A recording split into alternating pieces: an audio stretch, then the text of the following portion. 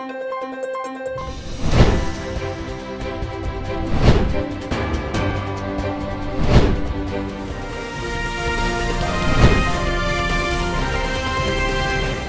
पल आपके साथ। नमस्कार, हरपल न्यूज देख रहे हैं आप। मैं हूं आपके साथ नुपुर सक्सेना। स्वागत है आप सभी का खबर इंडिया में। खबरों का रुख करेंगे, लेकिन इससे पहले नजर इस वक्त की हेडलाइंस पर। प्रधानमंत्री नरेंद्र मोदी ने किया शाहजहांपुर में गंगा एक्सप्रेसवे का शिलान्यास। सीएम योगी भी रहे मौजूद। एक्सप्रेसवे 2024 तक बनकर होगा तैयार। आज अमेठी में मोर्चा संभालेंगे राहुल गांधी और प्रियंका गांधी वाड्रा। 15 किलोमीटर की करेंगे पदयात्रा। कार्यकर्ताओं में भरेंगे जोश। दिल्ली मुंबई के बाद यूपी पहुंचा कोरोना का नया वेरिएंट ओमिक्रॉन। गाजियाबाद के दंपति में संक्रमण की हुई पुष्टि। स्वास्थ्य विभाग अलर्ट। बढ़ते हैं अब खबरों की ओर। प्रधानमंत्री नरेंद्र मोदी ने यूपी के शाहजहांपुर जिले में गंगा एक्सप्रेसवे की आधारशिला रखी। इसे भारत की सबसे बड़ी परियोजना कहा जा रहा है। पीएम मोदी दोपहर 1 बजे इसका उन्होंने शिलान्यास किया। राज्य सरकार का ये दावा है कि इस एक्सप्रेसवे के निर्माण से राज्य की सूरत बदल जाएगी। इसके बन जाने से अब दिल्ली, हरियाणा और बिहार के साथ राज्य की कनेक्टिविटी और ज्यादा बेहतर हो सकेगी और पश्चिम से पूर्व क्षेत्र जोड़ने में भी मदद मिलेगी।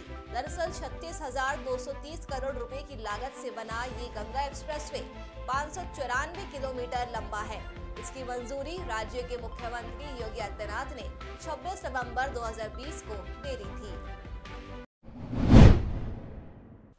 प्रधानमंत्री का 21 दिसंबर को संगम नगरी का दौरा है। पीएम के दौरे से पहले मुख्यमंत्री योगी आदित्यनाथ तैयारियों का जायजा लेने के लिए पहुंचे। तैयारी में किसी तरह की कमी न रहे, इसलिए पूरा प्रशासन इसमें जुटा हुआ है। साथ ही आपको बताते चले कि पीएम प्रयागराज में समूह की महिलाओं को संबोधित करने के अलावा प्रमाण पत्र भी देंगे। साथ ही सभी के खाते में अनुदान और मानदेय की राशि भी ट्रांसफर करेंगे। बता दें कि प्रस्तावित कार्यक्रम में प्रदेश की 3 लाख से ज्यादा महिलाएं शामिल होगी। देश के साथ ही राज्य में कोऑपरेटिव सेक्टर को बढ़ावा देने के लिए आज यूपी की राजधानी लखनऊ में सहकारिता का राष्ट्रीय सम्मेलन आयोजित किया जा रहा है। इस सम्मेलन का उद्घाटन केंद्रीय गृह मंत्री अमित शाह करेंगे। सहकार भारती की अगुवाई में आयोजित किए जा रहे सम्मेलन का आज 7वां राष्ट्रीय अधिवेशन राजकीय पॉलिटेक्निक लखनऊ में शुरू हो रहा है। आज केंद्रीय सहकारिता और गृह मंत्री अमित शाह 3 दिवसीय कार्यक्रम का उद्घाटन करेंगे और मुख्यमंत्री योगी आदित्यनाथ विशेष अतिथि होंगे। इसके साथ ही राज्य के ज्यादातर मंत्री इस सम्मेलन में हिस्सा लेंगे। 2022 के चुनाव को लेकर बीजेपी ने 2 चरणों में आयोजित होने वाली विजय संकल्प यात्रा की तैयारियां पूरी कर ली है। आज बीजेपी अध्यक्ष जेपी नड्डा तीर्थ नगरी हरिद्वार से गढ़वाल मंडल की यात्रा का आगाज करेंगे, जबकि 19 दिसंबर को केंद्रीय मंत्री अनुराग ठाकुर बागेश्वर से कुमाऊं मंडल की विजय संकल्प यात्रा का शुभारंभ करेंगे। इस यात्रा के दौरान बीजेपी डबल इंजन सरकार के कार्यों पर जनता से आशीर्वाद मांगेगी। पूरे प्रदेश में संकल्प यात्रा 4500 किलोमीटर की दूरी तय करेगी। उत्तर प्रदेश में विधानसभा चुनाव जैसे जैसे करीब आते जा रहे हैं, वैसे वैसे सभी पार्टियां अपना पूरा दमखम लगा रही है।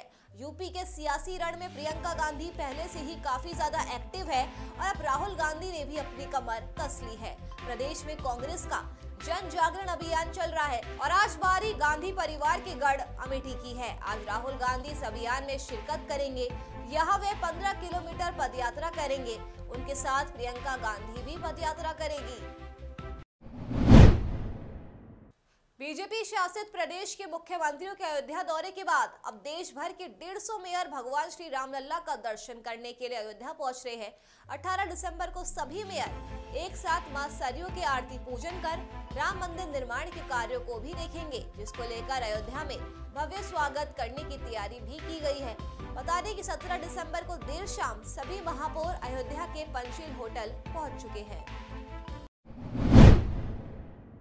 सुप्रीम कोर्ट के निर्देश के बाद मध्य प्रदेश पंचायत चुनाव पर बड़ा फैसला लिया गया है। राज्य निर्वाचन आयोग ने ओबीसी के लिए रिजर्व जिला पंचायत सदस्य, जनपद सरपंच और पंच के पदों के निर्वाचन की प्रक्रिया पर रोक लगा दी है।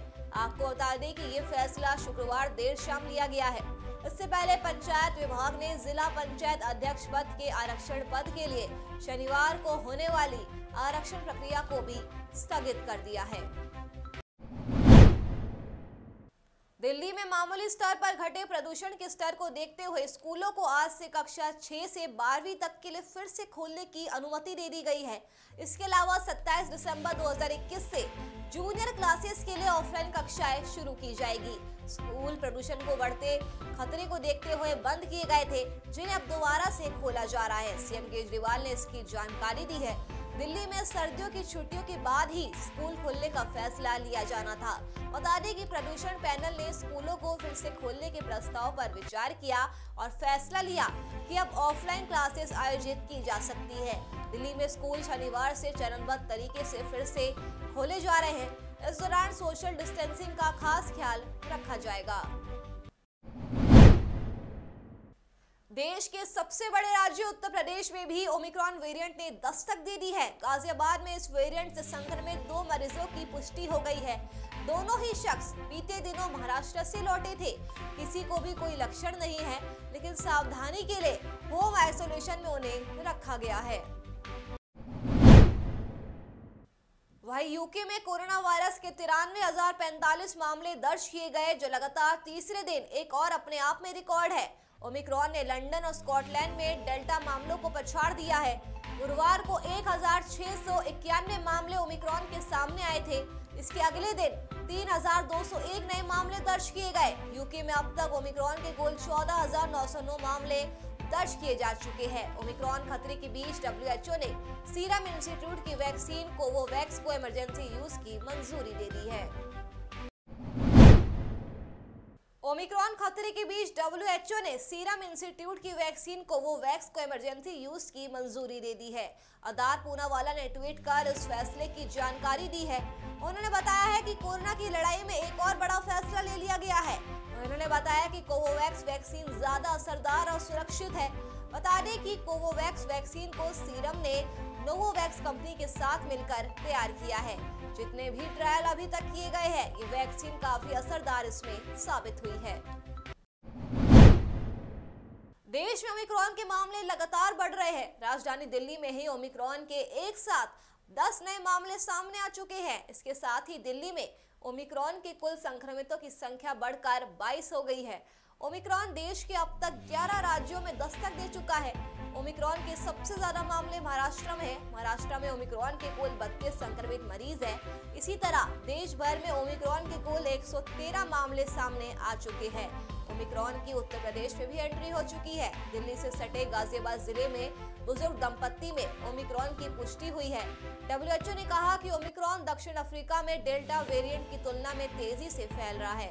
स्वास्थ्य मंत्रालय के अधिकारी ने कहा कि जिस तरह 3 हफ्ते के अंदर ओमिक्रॉन अफ्रीका और यूरोप में हावी हो गया है, उससे भारत में भी जनवरी तक इसके मरीजों की संख्या तेजी के साथ बढ़ सकती है। उन्होंने आगे कहा कि ओमिक्रॉन कोरोना वायरस की तीसरी लहर का कारण भी बन सकता है। पटना में एक बैंक कर्मी सहित 2 लोग कोरोना पॉजिटिव पाए गए हैं। अब बड़ी चुनौती बैंक कर्मी की कॉन्टैक्ट ट्रेसिंग है। बैंक में हर दिन ज्यादा संख्या में लोगों का आना जाना होता है। ऐसे में कर्मचारी से कितने लोगों में कोरोना फैला होगा, इसकी पड़ताल की जा रही है। बता दें कि बीते 24 घंटे में बिहार में 8 लोग संक्रमित हुए और 10 लोगों ने कोरोना को मात दे दी। लेकिन इसके बाद एक्टिव मामलों की संख्या 81 है। हवाओं की तेज चाल से एनसीआर की हवा में सुधार हुआ है, जबकि दिल्ली की हवा अब भी बेहद खराब श्रेणी में है। वायु गुणवत्ता की निगरानी करने वाली एजेंसियों का पूर्व अनुमान है कि आने वाले 2 दिनों में मौसमी दशाओं का साथ नहीं देने की वजह से हवा की गुणवत्ता खराब से बेहद खराब श्रेणी में बनी रहेगी। शनिवार को AQI 319 रिकॉर्ड किया गया, जो बेहद गंभीर है। वहीं कल दिल्ली का AQI 329 रहा था। देश में जहरीली हवा के साथ ही अब लोगों को बढ़ती सर्दी का भी सामना करना पड़ रहा है। राजधानी दिल्ली समेत उत्तर भारत में कोहरे के साथ कपकपाती ठंड ने दस्तक दे दी है। मौसम विभाग की माने तो आने वाले 24 घंटों तक देश के अलग अलग हिस्सों में सर्दी और भी ज्यादा बढ़ सकती है। इसी बीच दिल्ली में इस ठंड के सीजन का सबसे कम तापमान दर्ज किया गया है और अनुमान लगाया जा रहा है कि पारे में और भी गिरावट हो सकती है। जम्मू कश्मीर से आ रही बर्फीली हवाओं ने मौसम को और भी ज्यादा ठंडा कर दिया है। आईएमडी के अनुसार 19 दिसंबर से जम्मू कश्मीर का तापमान और गिरेगा। पारा गिरने से अंचल में कड़ाके की ठंड पड़नी शुरू हो जाएगी। मौसम विभाग ने ये भी बताया कि इन इलाकों में 2 से 3 दिनों तक कोहरा भी छाया रह सकता है। साथ ही शीतलहर चलने के आसार बन रहे हैं। हरियाणा में सर्दी बढ़ने लगी है और इसके साथ ही स्कूलों के टाइम में भी बदलाव किया गया है। 20 दिसंबर से सभी स्कूलों में बच्चों की कक्षाएं 10 बजे से शुरू होगी, जबकि अध्यापकों को 9:30 बजे पहुंचना होगा। हरियाणा में स्कूल शिक्षा निदेशालय ने सभी जिला शिक्षा अधिकारियों को ये आदेश जारी भी कर दिए हैं। अब नए शेड्यूल के अनुसार ही स्कूल खुलेंगे और छुट्टियां होगी। बता दें कि पिछले कुछ दिनों से हरियाणा में सर्दी काफी बढ़ी है। तापमान लगातार लुढ़क रहा है। इसके साथ ही ठंडी हवाएं भी चल रही है, जिससे सुबह के समय स्कूल जाने वाले खासकर छोटे बच्चों को काफी परेशानियों का सामना करना पड़ रहा है। आपने शराब और बियर की दुकान से लूटपाट और रुपए छीनने की घटनाएं तो खूब सुनी होगी, लेकिन अलीगढ़ में भयंकर ठंडी बियर की दुकान पर बियर लेने पहुंचे शातिर लुटेरे ने भयंकर ठंडी बियर की दुकान के अंदर दुकान का शटर खुलवाते ही दुकान के सेल्समैन से तमंचे की नोक पर लूट की घटना को अंजाम दिया। आपको बता दें कि युवक ने बियर लेने के लिए बियर सेल्समैन से दुकान का शटर खुलवाया। दुकान का शटर खुलता देख मौका पाकर लुटेरा बियर की दुकान के अंदर घुस गया। अंदर घुसकर बियर की दुकान का शटर बंद कर लिया। गेट बंद कर दुकानदार को लुटेरे ने तमंचे का खौफ दिखाया, उसे डराया धमकाया। फिर तमंचे का खौफ दिखाकर दुकानदार से रुपए लूटकर बियर समेत मौके से फरार हो गया। लूट की सूचना मिलते ही मौके पर पहुंची पुलिस मामले की छानबीन में जुट गई है। कितने पैसे थे? 935 अच्छा, तो क्या अकेला ही था? अकेला ही था। तो कितने की तरफ गया, कोई पता लगा? कोई पता नहीं, शटर गिरा दिया तो बाहर से मैं बाद में निकला। तो 7-10 बजे करीब आया था। तो ये तकरीबन पुलिस के वजह तो जिसको आपने पुलिस को बाद में दिए, पहले रिकॉर्डिंग चेक करें थे, मालिक को बुलाया। किसका ठेका है? ठेका किसका? तो सीसीटीवी कैमरे में आया कुछ? अभी कुछ नहीं देख रहे, चेक कर रहे। ठीक है। कितनी उम्र रही होगी उसकी, कितना बड़ा रहेगा? तो क्या उसने इस तरह का बताया तमंचा दिखा के उसने लूट की है? हाँ, इसी तरह की सूचना है सर। और इसमें लगभग 45,000 की लूट बता रहे हैं। अयोध्या पहुंचे पूर्व मंत्री और बीएसपी नेता राजकिशोर सिंह ने अयोध्या रामलला को लेकर राजनीतिक पार्टियों पर निशाना साधा। विधानसभा चुनाव को लेकर राजनीतिक पार्टियों के रामलला के दर्शन करने पर राजकिशोर सिंह ने कहा कि सबसे पहले अयोध्या में सतीश मिश्रा ने कार्यक्रम किया था। अन्य पार्टियों को लगा कि बीएसपी के सेनापति सतीश चंद्र मिश्र अयोध्या पहुंच गए हैं, बाकी क्यों पीछे रह गए। उसी की देखा देखी में और लोग भी अयोध्या पहुंचे। जो राम विरोधी थे, जो अयोध्या विरोधी थे, वो भी अयोध्या पहुंच रहे हैं। देखिए, एक हवा है, आप देखे होंगे सबसे पहले कार्यक्रम यहाँ सतीश मिश्रा जी ने किया था, आप लोगों को पता होगा। और मिश्रा जी के करने के बाद बहुजन समाज पार्टी का जब कार्यक्रम हुआ तो लोगों को लगा कि रामनगरी में बहुजन समाज पार्टी के सेनापति पहुँच गए, बाकी लोग पीछे रह गए। तो ये लोग केवल उसी हिसकाबाजी में जो राम के विरोधी हैं, जो अयोध्या के विरोधी हैं, वो लोग भी अयोध्या आ रहे हैं। तो ये निश्चित जान लीजिए, आने वाले समय में केवल बहानेबाजी से और किसी के पीछे चल करके आप सत्ता हासिल करना चाहेंगे, कभी नहीं कर पाएंगे। अगली खबर यूपी के बलिया से है। बलिया में पटरी दुकानदारों ने अधिशासी अधिकारी दिनेश विश्वकर्मा का पुतला फूका। बलिया नगर पालिका के ईओ और जिला प्रशासन के खिलाफ चौक के 6 मुहानी पर पटरी दुकानदारों ने ईओ का पुतला दहन कर जमकर प्रदर्शन किया।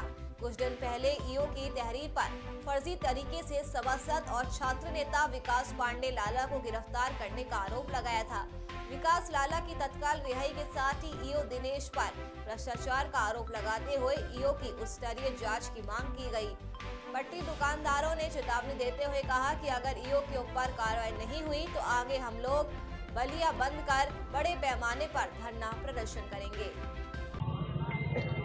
रह गई बात कि जिले में जिला अधिकारी और डीएम एसपी 6 महीना साल भर नहीं होता, उनका तबादला हो जाता है। आखिर ये अधिशासी अधिकारी नगर पालिका की कुर्सी पे 4 साल से विराजमान है, तबादला हो जाने के बाद भी यहीं पे है। आखिर रीजन क्या है? क्यों तबादला? भ्रष्टाचारी को भ्रष्टाचारी कहने में जेल हो जाएगा, तो हम लोग भी सभी दुकानदार भ्रष्टाचारी को भ्रष्टाचारी कहेंगे। नगर पालिका का ईओ जो भ्रष्ट ईओ है उसके खिलाफ जो है उसका पुतला फूंका गया है, जो कि एक सम्मानित विकास पांडे लाला एक सम्मानित परिवार से का है और एक सम्मानित सभासद भी है। उसको उसके कार्य के वजह से स्वच्छता अभियान के तहत वार्ड में 11 लाख रुपया मिला, लेकिन भ्रष्ट ईओ जो है यह इल्ज़ाम लगाते हुए कि 10 लाख रुपया रंगदारी मांग रहा है। ऐसे ईओ को जो है, जो कि घोटालों का उसका सिलसिला, उसका फहरिस्त बहुत ही लंबा है। हमारे यहाँ के जो स्थानीय सफाई कर्मी है वो दर की ठोकरें खा रहा है और वो आर्यन ग्रुप को ठेका पर दे करके लाखों करोड़ों रुपए कमाने का काम करता है, कमीशन पर काम करता है। उत्तर प्रदेश के बलिया जनपद के टाउन हॉल में समाजवादी पार्टी की ओर से आयोजित महिला जनसंवाद कार्यक्रम में आई सपा के महिला मोर्चा के राष्ट्रीय अध्यक्ष राष्ट्रीय वक्ता रूबी सिंह ने केंद्र सरकार की ओर से महिलाओं की शादी की उम्र बढ़ने के सवाल पर बड़ा बयान दिया। उन्होंने कहा कि उत्तर प्रदेश में बच्चियां सुरक्षित नहीं, इसलिए बच्चियों का बाल विवाह हो रहा है। देश में बाल विवाह के मामले में यूपी नंबर 1 पर है। देखिए, महिलाओं की सुरक्षा, महिलाओं की शिक्षा, महिलाओं को आर्थिक रूप से मजबूत करना आवश्यक है और अगर वो उम्र की सीमा बढ़ाना चाहते हैं तो पहले जो बाल विवाह हो रहे हैं और यूनिसेफ के आंकड़े हैं कि सबसे अधिक उत्तर प्रदेश में हो रहे हैं, तो योगी आदित्यनाथ की इस पर क्या टिप्पणी आ रही है? और वो विवाह इसलिए हो रहे हैं क्योंकि बच्चियां सुरक्षित नहीं हैं। उनको रोकने के लिए उन्होंने क्या किया, 1 मिनट, और जो भ्रूण हत्या हो रही है बच्चियों की, वो भी उत्तर प्रदेश टॉप में है। उसको रोकने के लिए उन्होंने क्या किया, कुछ जवाब वो दे। उम्र बढ़ाने की हम लोग वाद विवाद चर्चा करते रहेंगे। जहरीली शराब कांड में हुई 109 लोगों की मौत के मामले ने एक बार फिर बड़ा तूल पकड़ लिया है। इसकी वजह एक ऑडियो है जो जहरीली शराब कांड के मुख्य आरोपी ऋषि शर्मा और मदन गोपाल के बीच हुई बातचीत का है, जो कि अब ये ऑडियो सामने आया है। बता दें कि उसमें दोनों मुख्य आरोपी जहरीली शराब बनाने और उसके बेचने को लेकर बात कर रहे हैं। माना जा रहा है कि आरोपियों के खिलाफ ये ऑडियो सामने आया, जो अब एक अहम सबूत के तौर पर लिया जा सकता है। जहां समाज में सभी लोग अपने अपने मतलब के काम में लगे रहते हैं, तो वही एक संस्था द हंस फाउंडेशन वंचित समुदाय की भलाई के लिए काम कर रही है। जहां लोगों को सुरक्षा देने के लिए पुलिस के पास संसाधनों की कमी होती है, तो वही एक सराहनीय पहल द हंस फाउंडेशन ने की है। आपको बता दें कि उत्तराखंड के मुख्यमंत्री निवास पर फ्लैग ऑफ कार्यक्रम में शुक्रवार को द हंस फाउंडेशन की तरफ से डॉक्टर मंगला माता जी की ओर से उत्तराखंड पुलिस को 101 पेट्रोलिंग वाहन उपहार में दिए गए। इन वाहनों को हरी झंडी खुद मुख्यमंत्री पुष्कर सिंह धामी, डॉक्टर मंगला माता जी ने दिखाई। गृह विभाग ने जम्मू कश्मीर पुलिस महकमे में बड़े स्तर पर फेरबदल करते हुए 10 आईपीएस समेत 27 पुलिस अधिकारियों के तबादले कर दिए हैं। इनमें राकेश बलवाल श्रीनगर, विनोद कुमार उधमपुर, मोहिता शर्मा रामबन और अभिषेक महाजन सांबा के एसएसपी का उन्हें पद दिया गया है, जबकि रोहित को एसपी पुंछ, मोहम्मद असलम को एसपी राजौरी और अब्दुल क्यूम को एसपी डोडा बनाया गया है। इसके अलावा पीडी नित्या को एसपी रामबन से केंद्र शासित प्रदेश लद्दाख में भेज दिया गया है। परिवहन निगम की आधे से ज्यादा बसें वर्कशॉप में खड़ी रहती है, जिसकी वजह से यात्रियों को परेशानियों का सामना करना पड़ता है। आलम यह है कि आगरा समेत कई रूट पर अगर घंटों बाद कोई बस आती है तो उसमें चढ़ने के लिए लोगों की लंबी लाइन लग जाती है और लोग आपस में धक्का मुक्की भी करने लग जाते हैं। बता दें कि अलीगढ़ डिपो के पास कुल 115 बसों के संचालन की जिम्मेदारी है, जिसमें से पिछले 3 दिनों में करीब 52 बसें ही निकली। वहीं बुध विहार डिपो के पास 133 बसें हैं, जिनमें से बामुश्किल 3 दिनों में 52% बसें ही निकल पाई है। नॉर्थ कोरिया के तानाशाह किम जोंग ने अपने पिता और देश के पूर्व तानाशाह किम जोंग इल की 10वीं बरसी पर तुगलकी फरमान जारी किया है। बता दें कि लोगों के हंसने, शॉपिंग करने, शराब पीने पर रोक लगा दी गई है। रिपोर्ट्स के मुताबिक किम ने शुक्रवार से 11 दिनों तक के लिए देश में राष्ट्रीय शोक घोषित किया है। चलिए फिलहाल के लिए खबर इंडिया में मेरे साथ बस इतना ही। देश और दुनिया की तमाम खबरों के लिए आप देखते रहिए हर पल न्यूज। नमस्कार।